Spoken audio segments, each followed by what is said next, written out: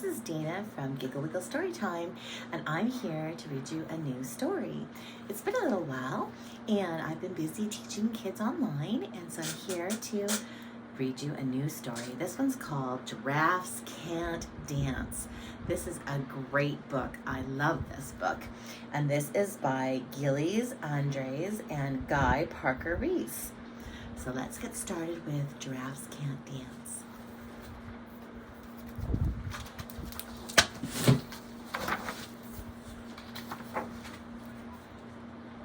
Gerald was a tall giraffe whose neck was long and slim, but his knees were awfully crooked and his legs were rather thin.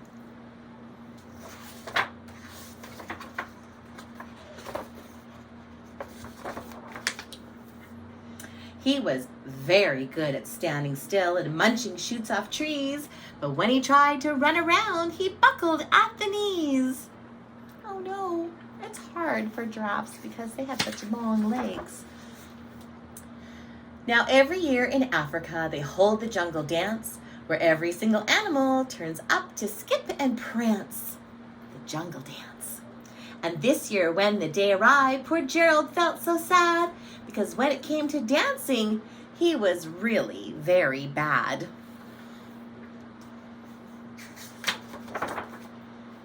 The warthogs started waltzing and the rhinos rocked and rolled. The lions danced a tango that was elegant and bold. Oh, look at them. They're very good dancers.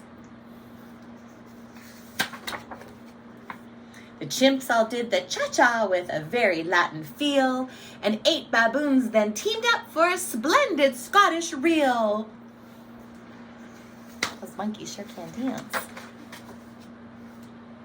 Gerald swallowed bravely as he walked towards the floor, but the lions saw him coming and they soon began to roar.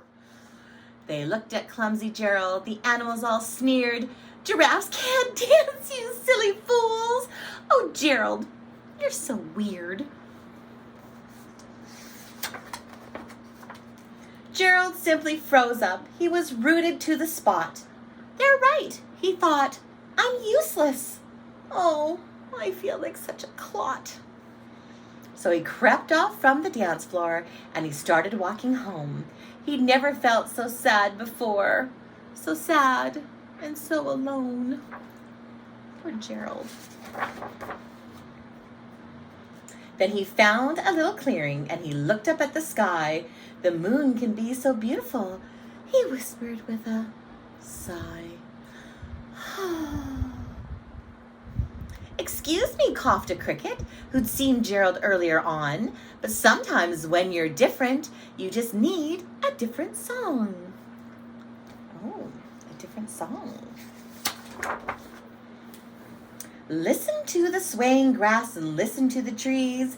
To me, the sweetest music is those branches in the breeze." So imagine that the lovely moon is playing just for you. Everything makes music if you really want it to. With that, the cricket smiled and picked up his violin. Then Gerald felt his body do the most amazing thing. His hoofs had started shuffling, making circles on the ground. His neck was gently swaying and his tail was swishing round. Looks to me like he found the beat.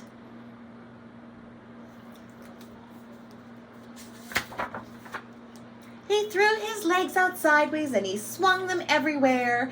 And then he did a backflip somersault and he leapt right in the air. Gerald felt so wonderful, his mouth was wide open. "I'm dancing, yes, I'm dancing! I'm dancing!" Gerald cried. I think he was pretty excited. Then one by one, each animal who'd been there at the dance arrived while Gerald boogied on and watched him quite entranced. They shouted, "It's a miracle! We must be in a dream! Gerald is the best dancer that we have ever seen!" Look at Gerald. He's quite the mover. "How did you learn to dance like that? Please, Gerald, tell us how." But Gerald simply twirled around and finished with a bow. And all the animals were throwing flowers at his feet. Then he raised his head and looked up at the moon and stars above. We all can dance, he said, when we find the music that we love. And that's so true. When we find the music that talks to us and speaks to us and makes our bodies move and dance and prance, then we all become beautiful dancers. I love this book because it tells us all that yes, we can. We can have the I can do it, and all of those of you that know the power of yet means sometimes we just haven't found it yet. But when we look and when we practice, we know that we can. That's the power of yet, everyone. So this is a great book. Giraffes can't dance, but we know that they can. I hope you enjoyed this story. I'll see you soon with a new one. Bye, friends.